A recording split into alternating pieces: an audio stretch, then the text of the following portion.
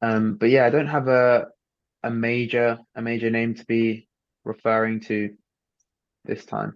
think the point you made earlier was interesting about, it's not Verstappen. At the end of the day, Verstappen has control over certain things and not control over some certain things. And you're right that it's a big disappointment, but on recent form, it's quite characteristic. But I think the person that I'm personally quite disappointed with this weekend is Nico Hulkenberg, who qualified well, 10th, another Q3 for Nico. And usually when he gets into that position, he converts it. But on this occasion, he got bogged down at the start. Contact with Ricardo, granted, not his fault. But that put him in a bit of a tough position for the remainder of the race. He had a clash with Sonoda early on that went awry. Very silly move going down the inside, big lockup, and smashed into the side of Sonoda and took him out for the Grand Prix. Ruined his own race by breaking his front wing and also accruing that 10-second time penalty. So Nico Hulkenberg, in terms of what I expected from a weekend where I see Nico Hulkenberg P10 quali, really let me down with 17th in the end. Some of it, as I say, was not entirely in his control, but I think he could have done more to try and hold on to that P10 position to perhaps snag a point for Haas. Let's move on to finally your biggest surprise of the weekend. I think it's pretty obvious here, regardless of the lack of points being scored. I'm going to go with Franco Colapinto. I think I'd be surprised if anyone said otherwise because, Franco Colapinto, I think this is one of his first times driving an F1 car. Obviously, he's done tests, but Never mind. he has little experience in an F1 car, let alone a race, a Grand Prix. And I think, finishing P12, he qualified lower down, I think, and he definitely made his way up. Definitely a good first drive in the Formula One scene for him. And I'm looking forward to seeing him for the rest of the season. As am I, Amish. But my biggest surprise personally was McLaren throwing away a 1-2 finish. Um, Oh, yeah. I think that McLaren car is absolutely on rails. The first few, or it's been on rails the first few races since we've come back, and I fully expected Leclerc to get swallowed up by the McLarens come the end of the race. Um, but that's just not how it turned out. That Ferrari car, which is sort of clearly less uh less pacey than the McLaren, was able to convert the victory. And I think that's partially because of a lack of communication and a lack of cooperation between Oscar and Lando. I think it's partially a lack of appreciation of possible strategy outcomes from McLaren. Um, and I think it's partially sort of misjudged timing when you go, when you push, which McLaren just really, who have been on the ball so far this season, they've been converting. I think McLaren have performed to their ceiling so far this year. I think they've performed as well as they can in almost every race. And this is one of the few races this season where McLaren have really let themselves go a little bit, I think, and perhaps been a bit complacent, perhaps assumed that Leclerc would fall into their grasp rather than ensuring that they could take the victory. And that's uncharacteristic of McLaren. I think they'll learn from it, hopefully, um, and hopefully be able to come back better. But it's by pure chance that Red Bull have been having an absolute nightmare recently, and they've managed to close the gap.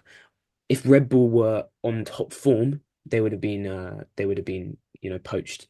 In my opinion, they would have been picked off by the Red Bulls.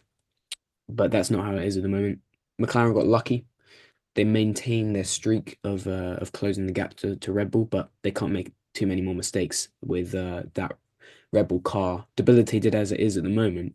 They really need to get their together. Amish, we are going to take another break. When we come back, we're going to have some tech talk and we're also going to go over to Crash Corner.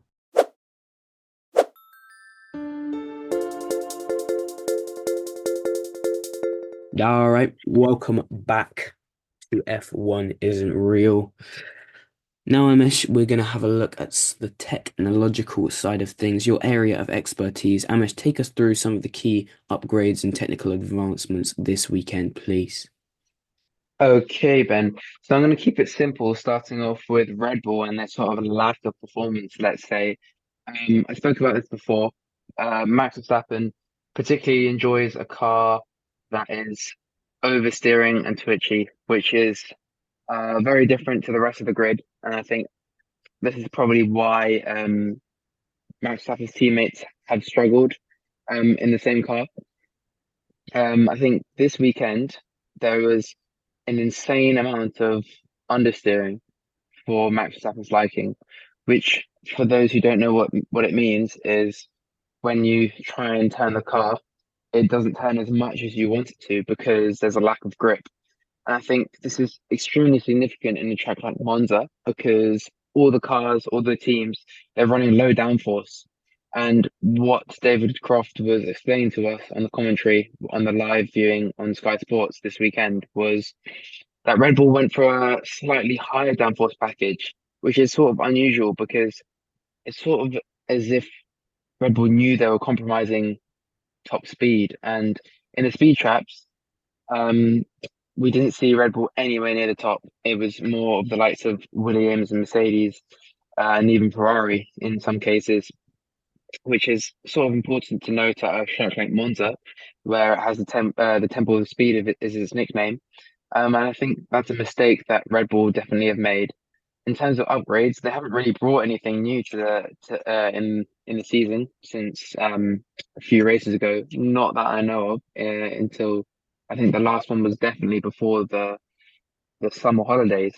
Moving on to Ferrari, I did mention this before. They came to Monza with a new front wing and a rear wing. Um, I think it's important to note Ferrari's upgrade, especially for Monza, because a new front wing and a rear wing, you'd think they'd have more downforce. But I think what it means is they have a front wing and a rear wing which has less downforce because they have a greater top speed, and that's what essentially what wins them the race. And it's important to note as well that having low downforce can be dangerous for tires. Uh, Tire management across Monza is relatively, sort of difficult, and uh, in F1 or in motorsport in general, when you have a high downforce setup, it's generally easier to manage tires.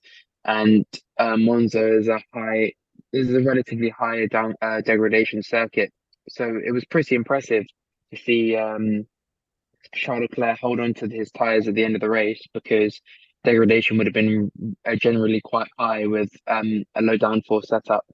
Um, Looking at McLaren as well, they haven't brought any new upgrades since the beginning of the summer holidays, but those upgrades are sort of lasting them through this period of the season. And I think, I think we mentioned this before. Their new aero package is definitely doing them well. And I think if anything, looking into the future, they sort of definitely need to do some research and development on managing tires because at the moment they're sort of grasping onto the idea of clean air is king. And I think when they're in a position where they're not leading, they're very vulnerable. And I think they need to work on that. Being able to follow cars in front, that's a sort of downside and a weakness of McLaren. And I think in the future races, especially towards the end of the season, if they want to have a fighting chance, they do need to work on designing a setup that can definitely follow another car, especially a Red Bull. But yeah, that's all I have to say for the tech talk of this episode. Back to you, Ben. Perfect stuff, Amesh. Now we're going to head over to Crash Corner, take a little look at some of the crashes that have defined the last 2 weekends. First off is one that truly did define someone's career. Logan Sargent. Logan Sargent. Oh my goodness me. Massive shunt in FP3 at Zandvoort with an estimated cost of $1.73 million. That is enough to buy 2.2 industrial grade cranes. Wonderful stuff. If you had $1.73 million knocking around in your bank account, what would you spend it on?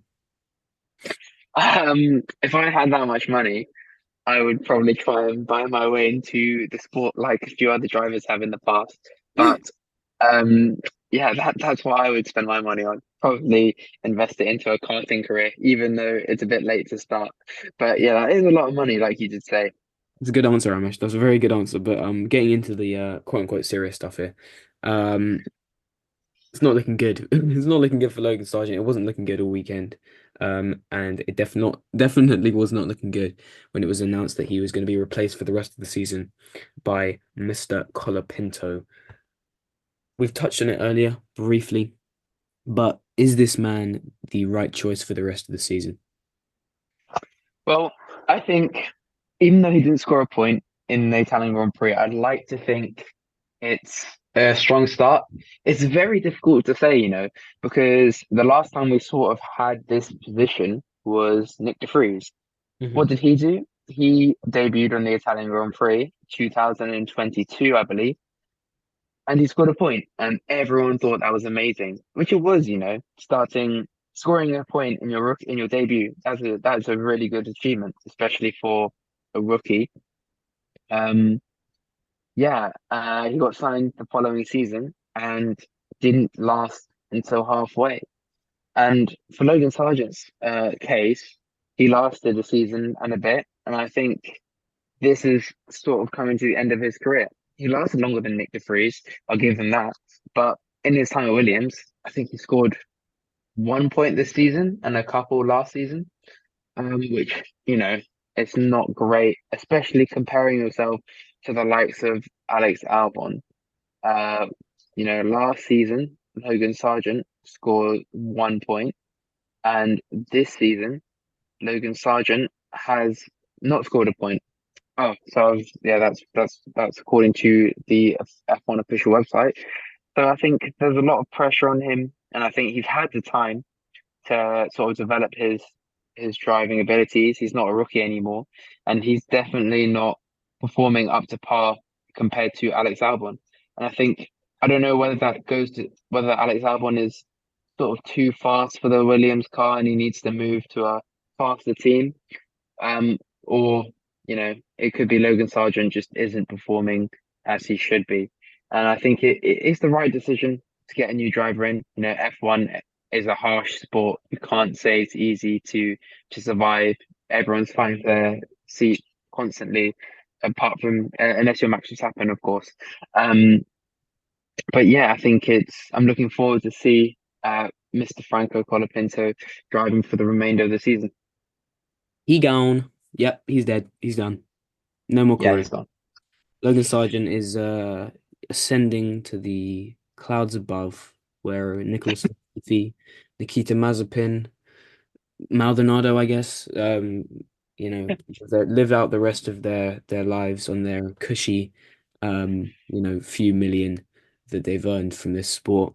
And, good on him. He gave it a crack, but another paid driver bites the dust.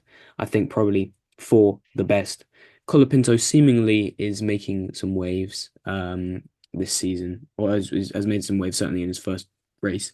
Um, how sustainable is it? I guess we'll see, but it's a good thing that he's being replaced by science if it goes awry, which is certainly a possibility.